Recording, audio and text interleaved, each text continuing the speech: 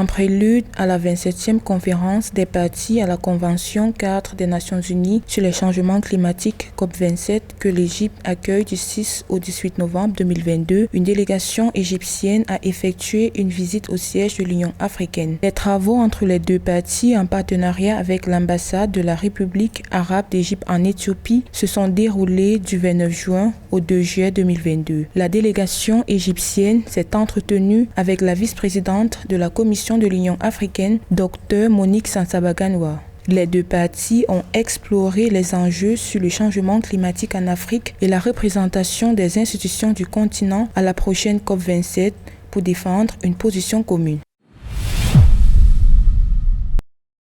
Le conseil d'administration du Fonds pour la paix de l'Union africaine a tenu une réunion pour évaluer la mise en œuvre de cette initiative d'après un compte rendu publié par l'organisation panafricaine le 30 juin 2022. La réunion s'est tenue sous la conduite de Zainab Shamsuna Ahmed, ministre nigériane des Finances, du Budget et de la Planification, par ailleurs présidente du conseil d'administration du Fonds. Parmi les avancées réalisées à ce jour figure l'adoption des règles financières de cet instrument ainsi que la nomination de 2 gestionnaires de fonds, à savoir Old Mutual Investment Group d'Afrique du Sud et Sanlam Investments East Africa du Kenya. Il est également envisagé le recrutement avant la fin du second semestre 2022 du directeur du secrétariat. Le Fonds pour la paix de l'Union africaine a été créé en 1993 avec l'objectif de financer rapidement les initiatives de l'institution en faveur de la paix sur le continent sans avoir besoin de solliciter des donateurs.